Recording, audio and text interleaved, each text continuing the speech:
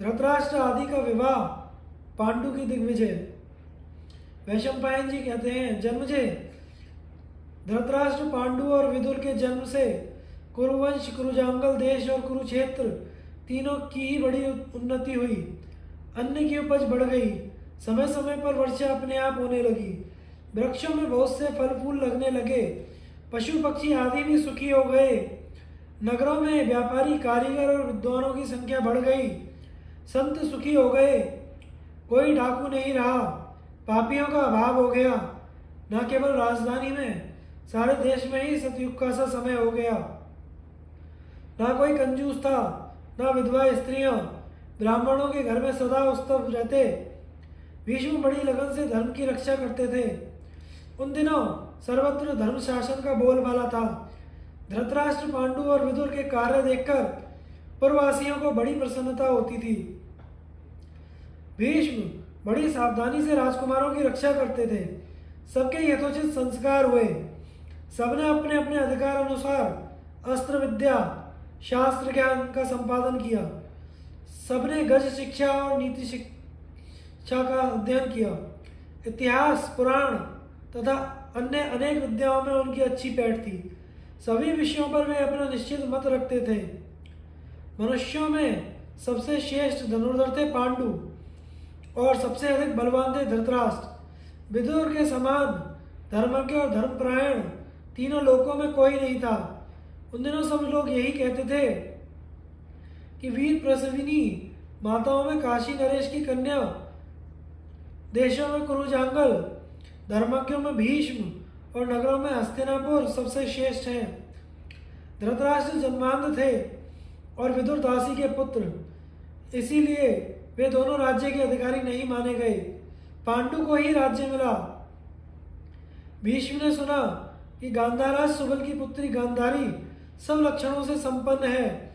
उसने भगवान शंकर की आराधना करके 100 पुत्रों का वरदान भी प्राप्त कर लिया है। तब भीष्म ने गांधार राज के पास दूत भेजा।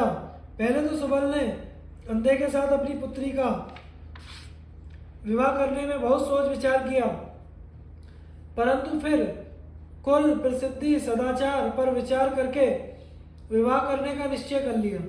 जब गांधारी को यह बात मालूम हुई कि मेरे भावी पति नेत्रहीन है, तब उसने एक वस्त्र को कई तह करके उससे अपनी आंखें बांध ली। पतिव्रता गांधारी का यह निश्चय था, मैं अपने पतिदेव के अनुकूल रहूंगी। उसके भाई शकुनी ने अपनी बहन को धृतराष्ट्र के पास पहुंचा दिया। भीष्म की अनुमति से विवाह कार्य संपन्न हुआ।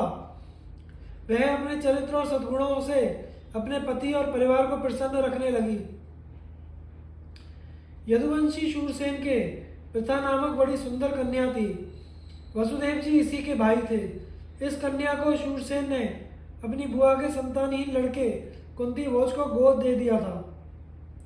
यह कुंती भोज की धर्मपुत्री प्रथा अथवा कुंती बड़ी सात्विक, सुंदरी और गुणवती थी।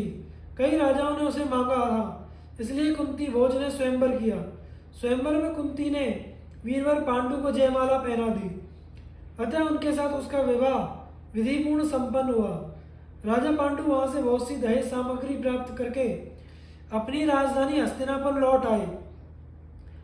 महात्मा भीष्म ने पांडु का एक और विवाह करने का निश्चय किया, अतः वे मंत्री, ब्राह्मण, ऋषि, मुनि और चतुरंगड़ी सेना के साथ मद्रराज की राजधानी में गए। उनके कहने पर शल्य ने प्रसन्न चित्त से अपनी यशस्विनी एवं साध्वी बहन माद्री उन्हें दे दी। उसके साथ विधि पूर्वक विवाह करके धर्मात्मा पांडु अपनी दोनों स्त्रियों के साथ आनंद से रहने लगे। फिर राजा पांडु ने पृथ्वी के दिग्विजय की ठानी। उन्होंने भीष्म आदि गुरुजनों, बड़े भाई धृतराष्ट्र और श्रेष्ठ कुरुवंशियों को प्रणाम करके आज्ञा प्राप्त की और चतुरंगिणी सेना लेकर यात्रा आरंभ की। ब्राह्मणों ने मंगल पाठ किए और आशीर्वाद दिए। यशस्वी पांडु ने सबसे पहले अपने अपराधी शत्रु दशाण नरेश पर चढ़ाई की और उसे युद्ध में जीत लिया।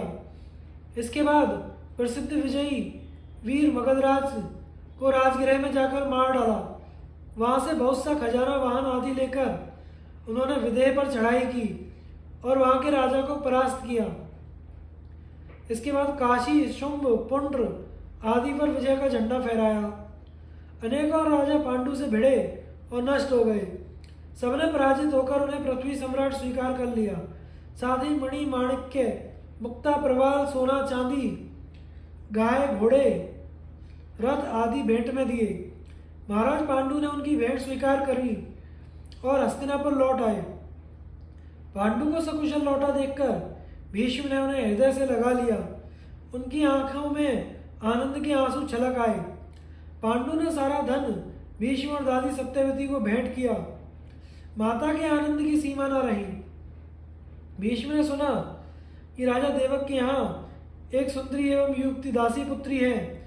उन्होंने उसे मांगकर परम ज्ञानी विदुर जी के साथ उसका विवाह कर दिया। उसके गर्भ से विदुर के समान ही कई पुत्र उत्पन्न हुए। धृतराष्ट्र के पुत्रों का जन्म